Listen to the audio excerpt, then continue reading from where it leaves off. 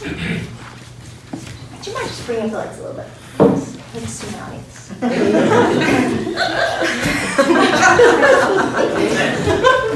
past 5.5 years, I've been looking for opportunities to capitalize on my daughter, Hayden. She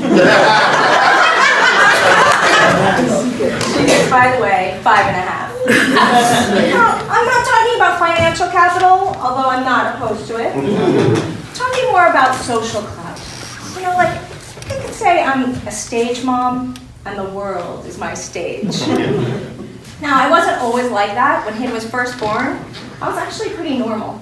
I mean, on Facebook, I posted the prettiest pictures of her with the monthly stickers on her little onesies and her shirts. And I posted the video of her eating her first solid food, those avocados. She was not a fan. I posted the video of her taking her first steps and saying her first word, bird.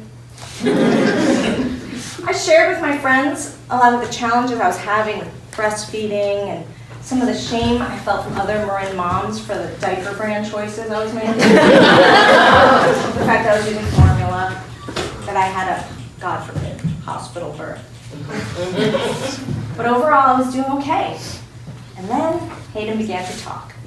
She spoke early, she spoke often.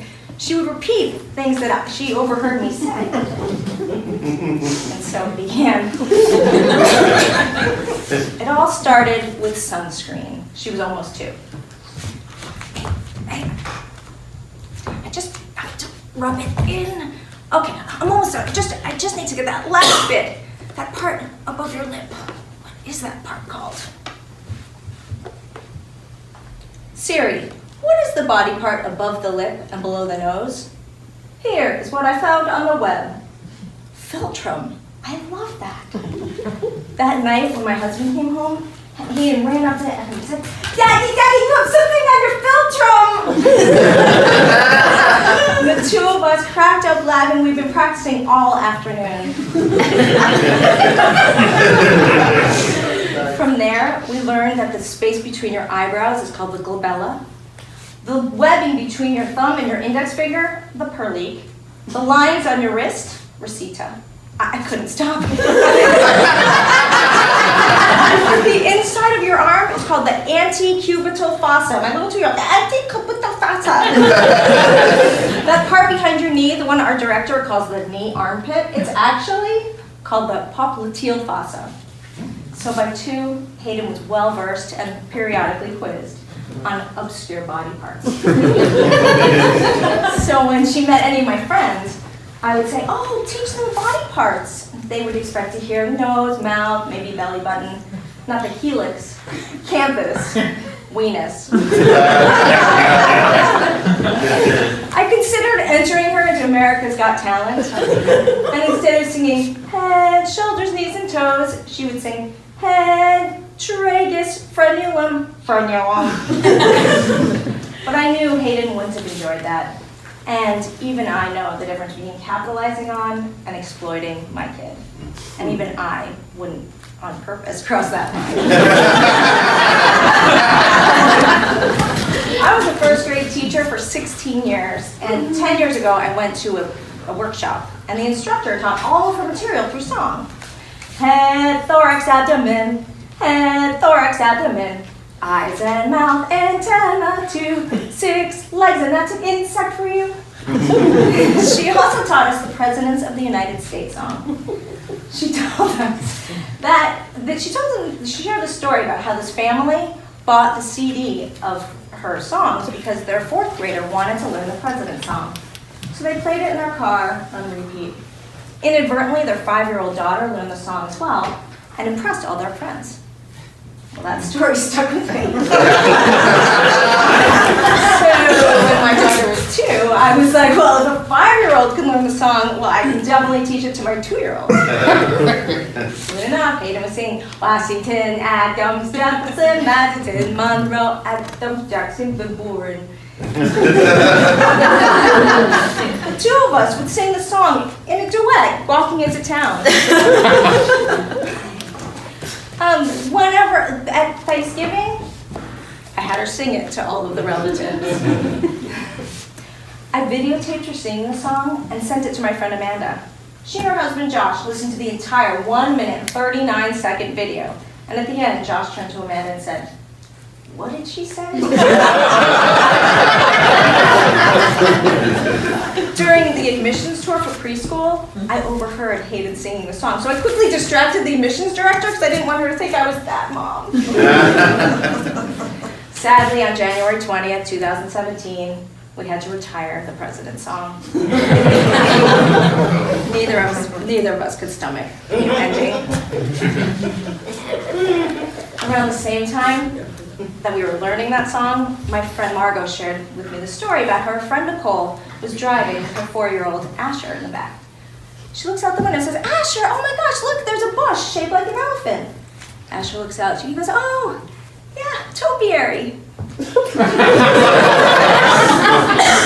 that night, I go on Amazon and order a book called Grandpa Green. It's a beautiful storybook told entirely through topiary. And then I look for opportunities for my 2-year-old to use the word in public. Hayden's 5.5 now. She tells really good jokes. Would you like to hear one? Yes. Knock, knock. Who's there? Micromanager. Here's where you say micromanager who?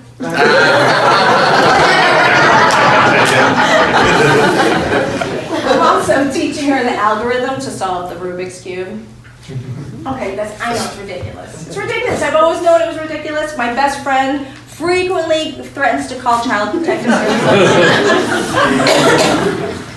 But Hayden and I both enjoyed the attention we received.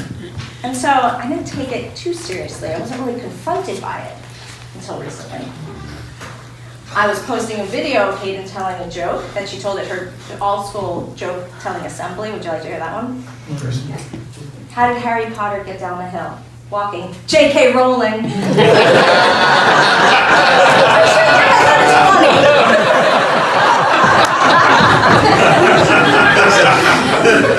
So I posted the video, and then I noticed a status update from Jason Perkins. He said, "My 17-year-old daughter Zelda has just started volunteering at this great organization, Bound Together Books. Prisoners write letters to the organization and request books that they want to read. So Zelda does her best to fulfill those requests. It's been quite an education for us all, reading those letters from those prisoners. That justice system is pretty corrupt." Oh, Zelda Perkins. Oh, it all came flooding back. Many years ago, my friend Marcy and I volunteered to serve meals on Christmas at a church in San Francisco. I agreed to do it for the same reason I agreed to go skydiving for my 29th birthday, to conquer a fear. I'd never interacted with homeless people before.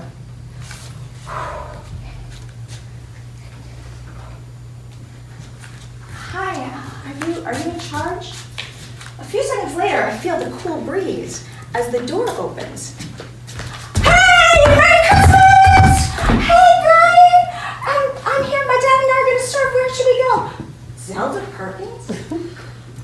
Robin? What are you doing here?" "Brian, this is my friend Robin. She's the teacher at 1st grade, and she'll be my teacher next year. I've never seen you here before." "I know, Zelda. I've never been here before. Can you show me what to do?" "Sure, come here. Let's get you your apron. And let's wash your hands. Okay, this way to the kitchen. Oh, wait a minute. Hold on a second. Merry Christmas! Oh my gosh, you brought your granddaughter. I've been dying to meet you. This is my friend Robin. We'll be right back with your delicious Christmas meal." I took the lead from Zelda. We ended up serving hot turkey, mashed potatoes, delicious stuffing with chestnuts, and green beans with almonds. Most of the people I met were warm and friendly, and they clearly adored little Zelda. I started to relax. It was kind of fun. I was really proud of myself. It was one of the best holiday experiences of my life. And that was in 2006. I haven't done anything like that since. That hadn't been the plan.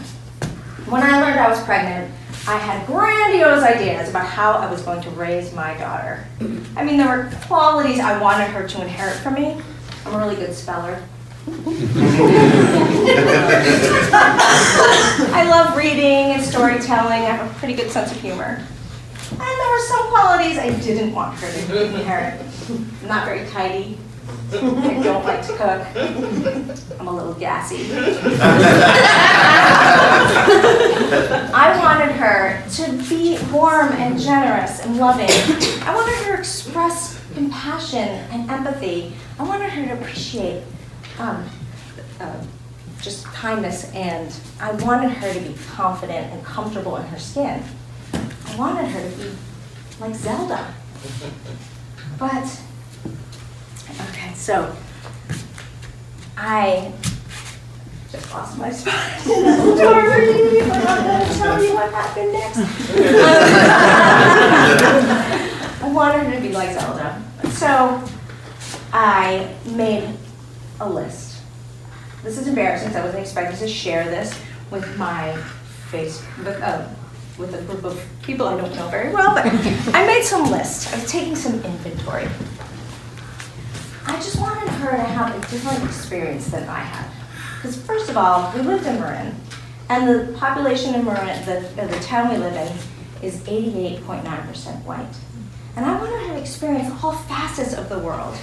But the school where I taught, although there was some diversity, there really wasn't, it was pretty predominantly white. And so I wanted him to have a different experience than I had. I grew up in Westchester County, New York, going to a predominantly white private school from kindergarten to 12th grade. And although I received a really excellent academic education, I also received a sense of entitlement. I mean, the school, I believe, opened many doors for me, but closed several others. So my first 2 trips to Europe were with my school. I learned to ski on the annual school ski trips to Killington. I got into a pretty good college because, despite the fact that I didn't really have self-discipline to do most of my homework, I rubbed elbows with the rich and famous. But diversity, Julian Barnes and Charles Briggs were the only black kids in my school, and Charles left after 5th grade. I knew no Latina kids. I knew no English language learners. There was one family, a Korean family, with 15 children in the school, but they were all the children of Reverend Sun Myung Moon, the founder of the Unification Church. And they were pretty private about their affairs. I knew nobody with any real physical or cognitive disabilities. I knew nobody with gay or lesbian parents. I didn't know anybody who was openly gay until college. And in college, I only knew one person that I knew for sure was gay, because I had no gaydar whatsoever, but and the only reason why I knew that person was gay, and I only knew him peripherally for my creative writing class, is because of the poems he read. Do you want to hear one? Hey girl, long time no see, you look mighty fine in them skin-tight jeans, have mercy. I hate to be catty, but let's dish, girl, dish. He's too tacky to be gay. Closets are for clothes, not for people, you fools. That poem was such a departure for me that I read it to all of my friends. And I still remember most of it 25 years later. So, I was pregnant. I really wanted to take inventory. So, like I mentioned, I made lists of my Facebook friends. And the categories are so embarrassing. Black people, gay and lesbian people, ethnic people, Republicans, and because of Bobby Levine, I had a little person category because I didn't really know anybody else who had any physical differences. And at the time, I didn't know anything about gender nonconforming or transgender or intersex or asexual, though I doubt I would have anybody on this list. But I was happy that besides the Bobby Levine category, my Republican list was way smaller than the rest of them.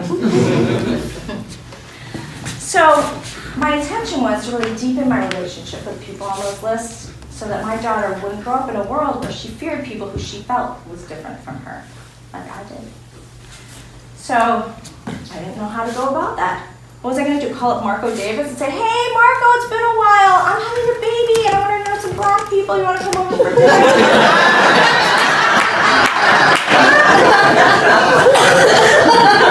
And Marco lived in Washington, D.C. So Hayden was born, and it was great. She was a really easy baby. She was sweet and funny. She was pretty smart. She was a good conversationalist, even by 2. I mean, she knew the President's song, and all about ovaries. And we would watch Top Chef together and Project Runway. One time when she was 3, we were having a dance party in the living room.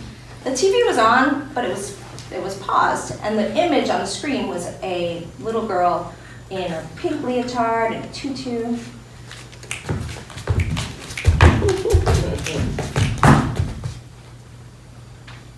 I don't like that girl.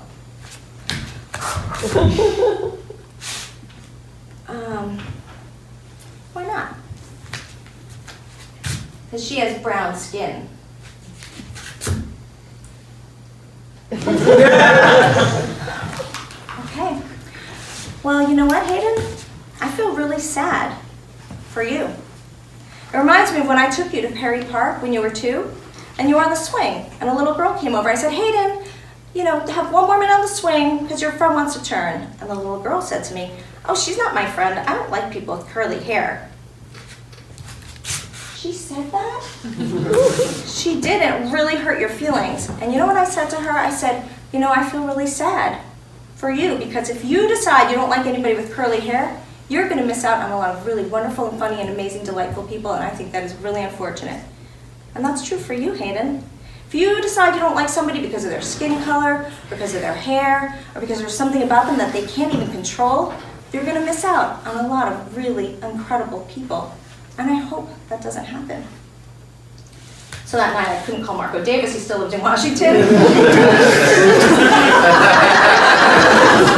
I did call my friend Rix. I love Rix. Just don't see him very often. Oh, Rix fan club. So Rix is black and transgender. And I adore him, but I don't see him not often enough. I call him, I say, Rix, can you come to dinner, like tonight? Hayden fell in love with Uncle Rix. And we still don't get to see him very often. He lives in Oakland, and as much as I love Oakland, I'm a little obsessed with Oakland. It's kind of a nightmare to get to from Fairfax, but we go when we can. I was also doing a master's degree at the time, so I immediately changed my action research project to answer the question, what is an appropriate age to talk about race? My research revealed that you can talk about skin color pretty much any age, but it's really powerful and effective to introduce race around first grade. So Hayden and I noticed how a few of her characters in her books had dark skin, so we bought new books. And she asked for a brown-skinned doll. I had questioned whether or not she was doing it to please me, but how did I know? A few months ago, my husband went to Barcelona and brought a doll back for Hayden. It was a dark-skinned little Spanish soccer player. Naturally, she took off all its clothes. Discovered it was anatomically correct. She named the doll Aloha. She's so random. And she started referring to it, but with all female pronouns. Hayden, Aloha's a penis, he's a boy. Nope. Aloha was born in a boy's body with a girl's brain. She's transgender.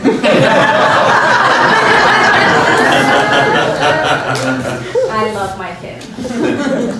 So I may have lost my way a bit, and instead of raising a Zelda, I was raising a me. But she is only 5.5, and as I recall, it is the perfect age to serve delicious meals at a church on Christmas. Amen.